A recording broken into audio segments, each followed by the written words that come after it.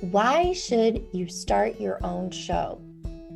If you are the CEO of a company, you need a show so that you can communicate with your prospects and ideal clients.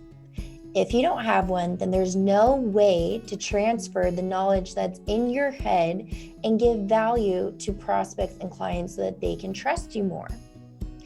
If you do start your own show, whether it's on YouTube and people can watch your videos, a podcast where they can listen, blogs so they can read, and email so they can stay informed of when your new episode is released, or you could do all of that together, you need to have this kind of communication set up so that people have a way to talk with you, to learn from you, and build a relationship, because they need to trust you before they can buy from you, right?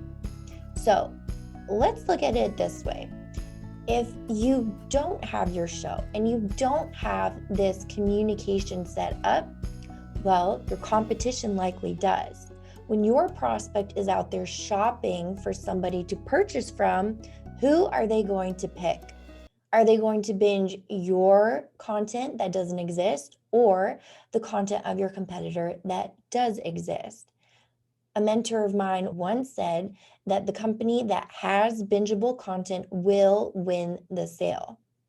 Bottom line, because you're creating more assets available to them that they can binge and they can consume. And the more time that they spend listening to you or watching your videos, reading what you have to say, then the more that they trust you, the more that your value in their eyes goes up because of those reasons. So that's the simple reason as to why you need to have a show as a CEO. Now, I'm going to give you a few other reasons and what you can do with your show once you've launched it. If we haven't met before, hello, I'm Alina Bonn. I'm a content marketer and creator of Effortless Engine. We help build online authority for authors, speakers, and consultants. So let's say that you're producing your own show consistently. What else can you do to build your authority and grow your network? Here are my 5 tips that you can use to continue building your authority after you've launched your show. Number 1, get featured. You can submit your writing to outlets like NBC, CBS, and Fox with companies that will publish your writing on their channels. That way, you can say you have been featured on those channels.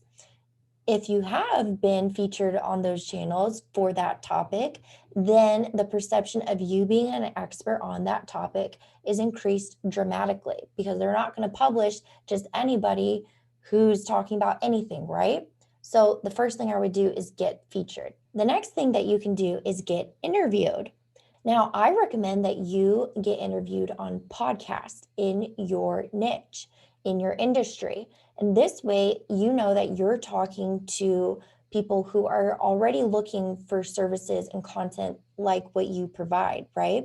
So you're basically going to get an open invitation to that host's audience.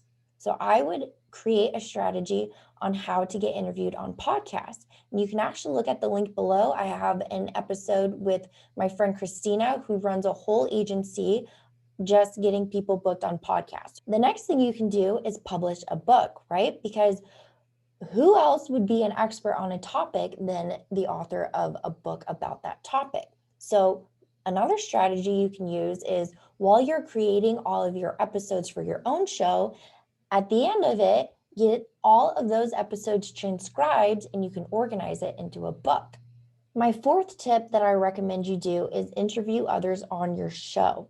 1, this is going to make your content more engaging for your listeners, add more value to them, and also it's going to help you network within your industry. That way, you know that you're inviting guests onto your show, and then they might invite you back onto their show. So this is a good way that you can leverage each other's audiences. Now, if you've been featured, you've published a book, you have your own show, you are positioning yourself as the expert on that topic. You can now start public speaking. People can invite you to speak about this topic. You can extend offers to conference coordinators and submit an application to talk about this topic because you have all these other assets that back up your authority on this topic. And so they can see all of this evidence and they can hear and they can watch and they can read how you communicate about this topic. So those are my 5 tips that you can use to continue leveraging your own show to build your authority. Real quickly, again, they are: number 1, get featured in other outlets. Number 2, get interviewed on podcasts. Number 3, publish your own book. Number 4, interview others on your own show. And number 5, get speaking events.